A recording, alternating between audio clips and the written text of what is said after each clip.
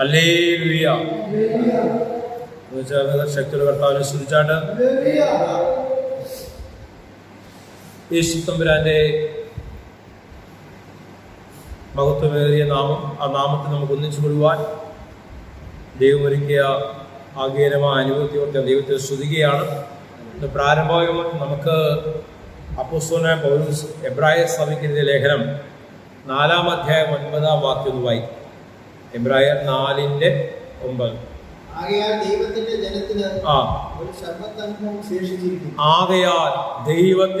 ജനത്തിന് ഒരു ശബത്ത് അനുഭവം ശേഷിച്ചിരിക്കുന്നു. ഈ ശബത്തിന്റെ പ്രസക്തിയെക്കുറിച്ച് പഠിപ്പിക്കുന്ന ഒരു ദൈവദാസനുമായി ഒരു വിഷയം സംസാരിച്ചപ്പോൾ അദ്ദേഹം എന്നെ ചൂണ്ടിക്കാണിച്ച ഒരു വാക്യമാണ്. പക്ഷെ അദ്ദേഹം മുന്നോട്ട് വെച്ച ആശയം ആ ആശയമല്ല അതിലൂടെ അർത്ഥമാക്കുന്നതെന്ന് പരിശുദ്ധാത്മാവിലൂടെ ചില കാര്യങ്ങൾ ബോധ്യപ്പെടുത്തി കൊടുക്കുവാൻ സാധിച്ചു, കൃപയാൽ സാധിച്ചു. അപ്പൊ അദ്ദേഹം ആ സംസാരം അവിടെ കൊണ്ട് സ്റ്റോപ്പ് ചെയ്തു. ഞാൻ കൂടുതൽ അതിനെപ്പറ്റി സ്റ്റഡി ചെയ്തിട്ട് വരാമെന്ന്. Hallelujah, hallelujah. ഒരു ശബത്ത് അനുഭവം ദൈവമക്കൾക്ക് ദൈവം വെച്ചിട്ടുണ്ട്. എന്താണ് ശബത്ത് അനുഭവം? രോഗിയായിരിക്കുന്ന നിനക്കൊരു ശബത്ത് അനുഭവം ഇല്ല. കാരണം നിന്റെ ദേഹത്തിൽ സ്വസ്ഥതയില്ല. ദേഹത്തിൽ സ്വസ്ഥതയില്ലെങ്കിൽ ദേഹിയിലും ആത്മാവിനും സ്വസ്ഥത ഉണ്ടാകുകയില്ല. അപ്പൊ ദേഹി ആത്മാവിന്റെ മേലുള്ള സ്വസ്ഥതയാണ് ശബത്ത് അനുഭവം. ആ അനുഭവം നിനക്ക് എപ്പോഴുണ്ടോ അപ്പൊ പറയാം, ഞാനിപ്പോ ശബത്ത് അനുഭവത്തിലൂടെയാണ്. കണ്ടന്റ് മനസ്സിലാകുന്നുണ്ടോ? പലരും ഈ മെസ്സേജുകളൊക്കെ അപ്ലോഡ് ചെയ്യുമ്പം പലരും എന്നെ വിളിച്ച് അങ്ങനല്ല വാസ്ത ഇങ്ങനല്ല എന്നൊക്കെ പറഞ്ഞ് വിളിക്കാറുണ്ട്. അവരുടെ അഭിപ്രായങ്ങളൊക്കെ ഞാൻ ഖണ്ഡിക്കാറില്ല. കാരണം തമ്പുരാൻ തരുന്നത് ഞാൻ പറയുന്നു, സ്തോത്രം. അവരുടെ അഭിപ്രായങ്ങളെ ഞാൻ കേൾക്കും, സ്തോത്രം. പക്ഷെ എന്തു പറയണമെന്നുള്ളത് എന്നെ വിളിക്കുന്നവരല്ല നിശ്ചയിക്കുന്നത്. എന്തു പറയണമെന്നുള്ളത് നിശ്ചയിക്കുന്നത് പരിശുദ്ധാത്മാവ്.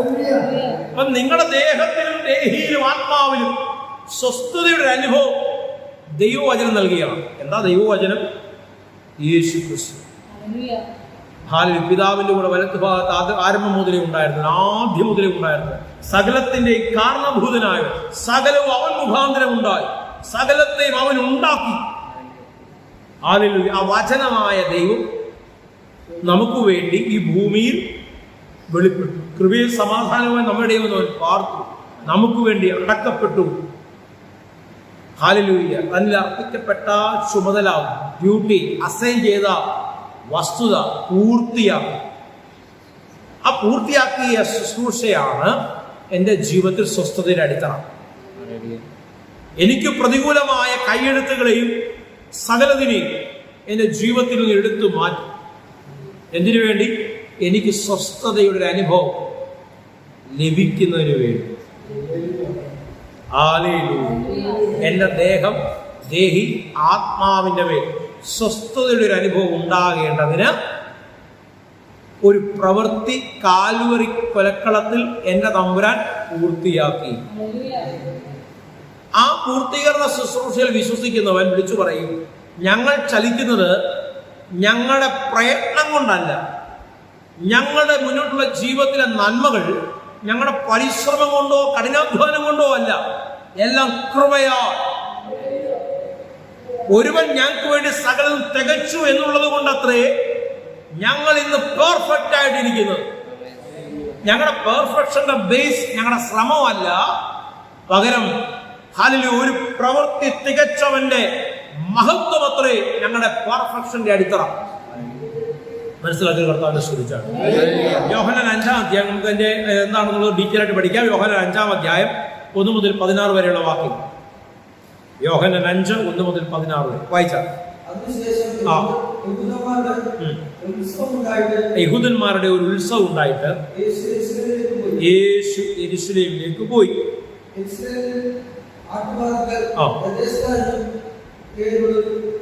ഒരു കുളമുണ്ട്, അതിന് 5 മണ്ഡപങ്ങളുണ്ട്. നിങ്ങൾ അതിനെപ്പറ്റിയൊക്കെ വിശദമായിട്ട് പ്രസംഗം ഇട്ടുണ്ട്. ഈ 5 മണ്ഡപങ്ങൾ എന്താണ്, അതിലെ ഓരോ മണ്ഡപങ്ങളുടെ പ്രത്യേകത എന്താണെന്നൊക്കെ പഠിച്ചിട്ടുണ്ട് അല്ലേ. 5 മണ്ഡപങ്ങളുണ്ട്. അതിൽ വ്യാധിക്കാർ, കുരുടർ, മുടന്തർ, ക്ഷയരോഗികൾ, ഇങ്ങനെ വലിയൊരു കൂട്ടം വെള്ളത്തിന്റെ ഇളക്കം കാത്തുകൊണ്ട് കിടന്നിരുന്നു. ഒരു ദൂതൻ വന്ന് വെള്ളത്തെ എന്ത് ചെയ്യും? വെള്ളം കലക്കും.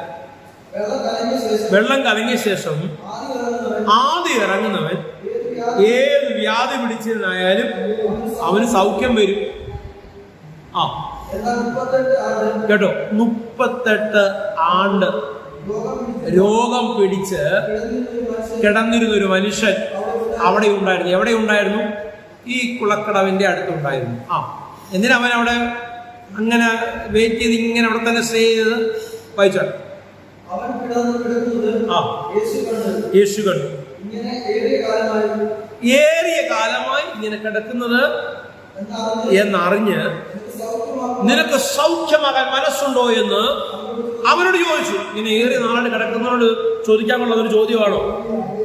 എന്റെ കർത്താവ് സൗഖ്യവാനല്ലേ, ഞാൻ പിന്നെ എന്താണ് ഇവിടെ വന്ന് കിടക്കുന്നത് എന്നല്ലേ നമ്മളാണ് ചോദിക്കുന്നത് അല്ലേ. അല്ലേ, തർക്കുത്തരം പറയുന്നവരൊക്കെ അങ്ങനല്ലേ പറയത്തുള്ളൂ അല്ലേ. ഹല്ലേലൂയ. തിരിച്ചു ചോദ്യം ചെയ്യാത്തവരോട് എന്തോ പറയും? എനിക്ക് മനസ്സുണ്ടപ്പാ എന്ന് പറയും. പക്ഷെ ഇവിടെ എനിക്ക് മനസ്സുണ്ടപ്പാ എന്നല്ല മറുപടി പറഞ്ഞത്. കേട്ടോണോ, വായിച്ചാട്ടെ. രോഗി അവനോട്, യജമാനനെ, വെള്ളം കലങ്ങുമ്പോൾ എന്നെ കുളത്തിലിറക്കുവാൻ എനിക്കാരുമില്ല. എനിക്കാരുമില്ല. എന്റെ വിടുതലിന്റെ നന്മയ്ക്ക് എന്നെ ഒന്ന് സഹായിപ്പാൻ, എന്റെ ജീവിതത്തിൽ ഒന്ന് ഇടപെടാൻ എനിക്കാരുമില്ല കർത്താവേ. എവിടെ നിന്നൊരു സഹായം വരും? ആരൊന്ന് ഇടപെടും?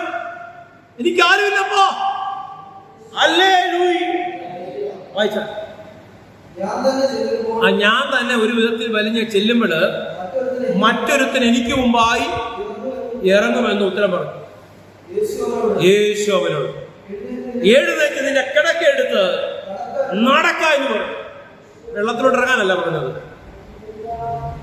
യഹൂദിന്റെ യഹൂദിന്റെ തത്വപ്രകാരം അവനവിടെ കാത്തിരിക്കുക. പക്ഷേ യേശു എന്ത് പറഞ്ഞു? കിടക്കെടുത്ത് നടക്ക എന്ന് പറഞ്ഞു. വായിച്ചു. ഉടനെ ആ നിമിഷം തന്നെ അവന് സൗഖ്യമായി. കിടക്കെടുത്ത് നടന്നു. ആ ദിവസം പ്രത്യേകത്തോടെ യഹൂദന്മാർ ആചരിച്ചു പോകുന്ന ശബത്ത് ദിവസമായിരുന്നു. എത്രാമത്തെ വാക്യം വായിക്കുന്നത്? എത്ര? 10 വായിച്ചു.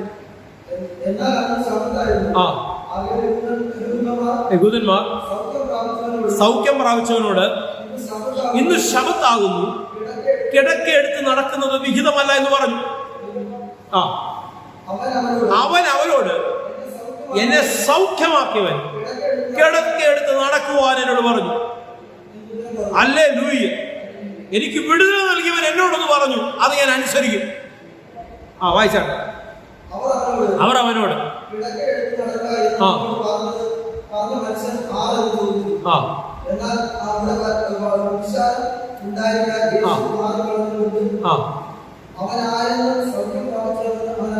ഹല്ലേലൂയ. ഓക്കെ, അവിടെ നമുക്ക് അത് നിർത്താം. ലൂക്കോസ് 13 10 മുതൽ 13 വാക്യം വായിച്ചാൽ. ഒരു ശബത്തിലെ സംഭവം നമ്മൾ വായിച്ചു. മറ്റൊരു ശബത്തിൽ അവൻ പള്ളിയിൽ ചെന്നു. 18 സംവത്സരമായി ഒരു രോഗാത്മാവ് ബാധിച്ചിട്ട് ഒട്ടും നുവരുവാൻ കഴിയാതെ കൂനിയായ ഒരു സ്ത്രീ അവിടെ ഉണ്ടായിരുന്നു. എത്ര വാക്യമായി? 12 13 വായിക്കും. യേശു അവളെ കണ്ട് അടുക്ക വിളിച്ച്, സ്ത്രീയെ, നിന്റെ രോഗബന്ധനം അഴിഞ്ഞിരിക്കുന്നു. അവളുടെ മേൽ കൈവച്ചു. അവൾ ക്ഷണത്തിൽ നിവർന്നു. കൂനിയായ സ്ത്രീ ക്ഷണത്തിൽ നിവർന്നു, ദൈവത്തെ മഹത്വപ്പെടുത്തി. സ്തോത്രം. ലൂക്കോസ് 6 മുതൽ 10 വരെ വായിച്ചാട്ടെ. മറ്റൊരു ശബ്ദത്തിൽ അവൻ പള്ളിയിൽ ചെന്ന് മറ്റൊരു ശബത്തിൽ, മൂന്നാമത്തെ ഇൻസിഡന്റ് ആണ് ഈ പറയുന്നത്. മറ്റൊരു ശബത്തിൽ അവൻ പള്ളിയിൽ ചെന്ന് ഉപദേശിക്കുമ്പോൾ വലം കൈ സൂക്ഷിച്ചൊരു മനുഷ്യൻ അവിടെ ഉണ്ടായിരുന്നു. ശാസ്ത്രികളും പരീശരും അവനെ കുറ്റം ചുമത്തേണ്ടതിന് കാരണം അന്വേഷിച്ചുകൊണ്ടിരിക്കുകയായിരുന്നു.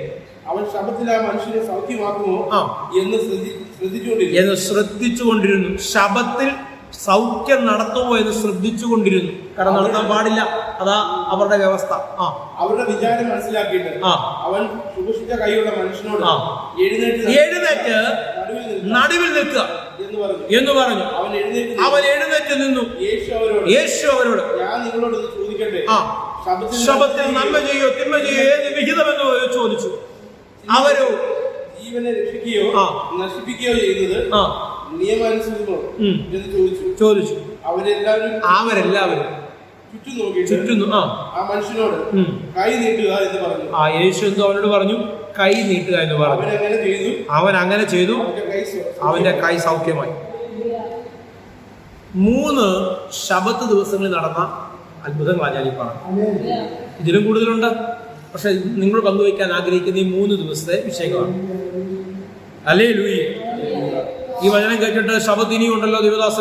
ദേവദാസന് അതിന്റെ ബേസിലല്ല പ്രസംഗിച്ചത്, ഇനിയും കുറച്ചുകൂടെ ശബത്ത് പറയാനുണ്ടായിരുന്നു എന്ന് പറയില്ല. 3 ശബത്ത് ദിവസം യഹൂദന്മാർ ആചരിച്ചു വന്നിരുന്ന ശബത്ത് ദിവസം കേട്ടോ. ഈ ശബത്ത് ദിവസം ആദ്യം ഒരുവനെ സൗഖ്യമാക്കി. ഏതാ? കുളക്കടവിൽ സൗഖ്യം കാത്തു കിടന്നവൻ. എത്ര വർഷം? 38 വർഷമായി സൗഖ്യം കാത്തിരുന്നവൻ. അവന്റെ പ്രയത്നം കൊണ്ടൊന്നും വിടുതൽ കിട്ടാതിരുന്നപ്പോൾ, മതത്തിന്റെ ചട്ടക്കൂടിനകത്തൊന്നും വിടുതൽ ലഭിക്കാതിരുന്നപ്പോൾ, മതവിശ്വാസങ്ങളുടെ മതചിന്തകളുടെ ആചാരങ്ങളുടെ അനുഷ്ഠാനങ്ങളുടെ അടിസ്ഥാനത്തിൽ വിടുതൽ ലഭിക്കാതെ കിടന്ന ഒരുവൻ, അവനോട് യേശു എന്ന് പറഞ്ഞു, നിന്റെ ആചാരം നീ പാലിക്കാന്നാണോ പറഞ്ഞത്? അല്ല, നീ എഴുന്നേറ്റ് കിടക്കെടുത്ത് നടക്കുക. ഹല്ലേലൂയ. യഹൂദന്മാർക്ക് അസ്വസ്ഥത ഉണ്ടാകാനിടയായ ഒരു വിഷയം അവിടെ പറയുകയാണ്. കാരണം ശബത്തിൽ കിടക്കെടുത്ത് നടക്കുന്നത് വിഹിതമല്ല. അപ്പൊ അവന്റെ മറുപടി ഉണ്ട്. എന്താ മറുപടി? എന്നെ സൗഖ്യമാക്കുന്നിവൻ, എന്നെ വിടുതൽ നൽകിയവൻ എന്നോട് നടക്കാൻ പറഞ്ഞു. അടുത്ത നമ്മൾ കാണുകയാണ്, കൂനിയായ ഒരു സ്ത്രീയെ യേശു എന്ത് ചെയ്തു? എഴുന്നേൽപ്പിച്ചു. അവൾ നൂർന്നു നിന്നു. അവിടെ കൂലി മാറി. അന്നും ശബത്ത് ദിവസം. അടുത്തൊരു ഇൻസിഡന്റ് കാണുകയാണ്. വരണ്ട കൈയുള്ളൊരു മനുഷ്യനോട് കൈ നീട്ടുവാൻ കൽപ്പിച്ചു.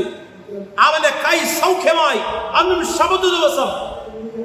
കൂടി വന്ന യഹൂദ ജനം എന്ത് ചെയ്തു? യഹൂദ പരീശന്മാർ, യഹൂദ ശാസ്ത്രിമാർ അവർ അസ്വസ്ഥരായി. എന്താ കാരണം? ഈ അസ്വസ്ഥത പിന്നെ കാരണം എന്താ? അവരുടെ ചട്ടപ്രകാരം, അവരുടെ പ്രമാണപ്രകാരം ഇങ്ങനെയുള്ള വിഷയങ്ങൾ ചെയ്യാൻ പാടില്ല, ഇങ്ങനെയുള്ള കാര്യങ്ങൾ ചെയ്യാൻ പാടില്ല. ആലയത്തിൽ കൂടാ.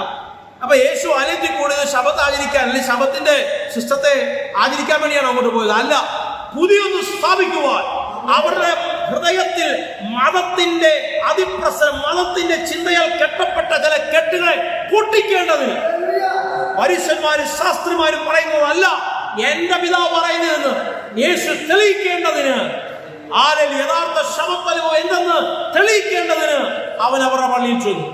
അവൻ അവരുടെ പള്ളിയിൽ ചെന്നു. അങ്ങനെ എഴുതിയേക്കുന്നത്. ഹല്ലേലൂയ. മനസ്സിലാക്കുക മാത്രം ഒന്ന് കർത്താവിനെ സ്തുതിച്ചാണ്.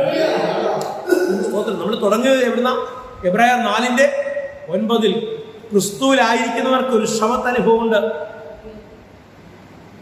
ഹല്ലേലൂയ. നിന്റെ ദേഹം ആത്മാവിന്റെ മേൽ സ്വസ്ഥതയുടെ അനുഭവം ഉണ്ട്. എങ്ങനെയാ സ്വസ്ഥതയുടെ അനുഭവം ഉണ്ടാകും? പൂർത്തീകരണ ശുശ്രൂഷയിൽ യേശു കർത്താവ് രോഗത്തെ, ശാപത്തെ, നിന്റെ സകല പാപങ്ങളെയും ബന്ധനങ്ങളെയും ഏറ്റെടുത്ത് കാൽവരി കൊലക്കളത്തിൽ യാഗമായി എനിക്കും നിങ്ങൾക്കും വേണ്ടി പരമയാഗമായി മാറി അടക്കപ്പെട്ടു ഉയർത്തെഴുന്നേറ്റു എന്നുള്ള ആ പരമമായ വിശ്വാസം നിന്റെ അകത്തുണ്ടെങ്കിൽ, ഹല്ലേലൂയ, സ്വസ്ഥതയുടെ അനുഭവം നിങ്ങൾക്കുണ്ടാവും. സ്വസ്ഥതയുടെ അനുഭവം നിങ്ങൾക്കുണ്ടാവും. മനസ്സിലാക്കിയത് മാത്രം ഒന്ന് കർത്താവിനെ സ്തുതിച്ചാട്ട്. Hallelujah, hallelujah. അപ്പൊ റെസ്റ്റ് ചെയ്യാന്ന് പറഞ്ഞെന്തോ അസ്വസ്ഥ അല്ലേ? റെസ്റ്റ് ടൈമാന്ന് പറയും അല്ലേ? എപ്പോഴാണ് നമുക്ക് ഒരു റെസ്റ്റിന്റെ സമയം? ആകെപ്പാടെ ടെൻഷൻ അടിച്ചിരിക്കുന്ന സമയത്ത് നമുക്ക് റെസ്റ്റ് ചെയ്യാൻ പറ്റുമോ? ഇല്ല. നമ്മൾ എത്ര തിരിഞ്ഞും മറിഞ്ഞും കിടന്നാലും നമുക്ക് ഉറങ്ങാൻ പറ്റത്തില്ല. കാരണം എന്താ? നമ്മൾ ടോട്ടലി അസ്വസ്ഥരാണ്, ഭയങ്കരമായിട്ട് ഫ്രസ്ട്രേഷൻസ് നമ്മൾ അനുഭവിക്കുകയാണ്, അല്ലേ? ഭയങ്കര ടെൻഷനാണ്, പിരിമുറുക്കമാണ്. ഹല്ലേലൂയ. നമ്മൾ ഫ്രീ ആവുന്ന എപ്പോഴാണ്? നമ്മുടെ മൈൻഡ് ക്ലിയർ ആയിരിക്കും, ടെൻഷനില്ലായിരിക്കുമ്പോൾ കിടന്നാൽ മതി, ഉറങ്ങിപ്പോകും. Hallelujah, hallelujah. അപ്പൊ സ്വസ്ഥതയുടെ അനുഭവം വിശ്വാസിയുടെ ജീവിതത്തിൽ ദൈവം കൽപ്പിച്ചിരിക്കുന്നു. അതെങ്ങനെയാ കൽപ്പിക്കപ്പെട്ടത്? എവിടെയാ സ്വസ്ഥത? എവിടെയാ സ്വസ്ഥത ലഭിക്കുന്നത്? Rest in the finished work of Jesus Christ. Hallelujah. പൂർത്തീകരണ ശുശ്രൂഷയിലുള്ള സ്വസ്ഥത. ഹല്ലേലൂയ. നീ സ്വസ്ഥനായിരിക്കുക. മിറക്കിളിന് വേണ്ടി, അത്ഭുതങ്ങൾക്ക് വേണ്ടി നീ തയ്യാറെടുത്തുകൊണ്ട്. ഇന്നത്തെ സന്ദേശത്തിന്റെ കണ്ടന്റ് ഇതാണ്. നീ സ്വസ്ഥനായിരുന്നു കൊണ്ട് അത്ഭുതങ്ങൾക്ക് വേണ്ടി റെഡിയായിക്കോ.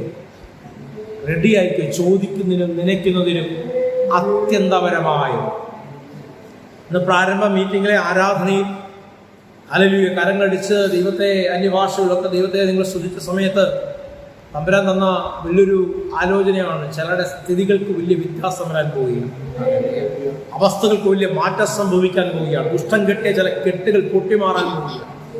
ഹല്ലേലൂയ. ഈ കെട്ട് പൊട്ടുന്ന അനുഭവമാ സ്വസ്ഥത.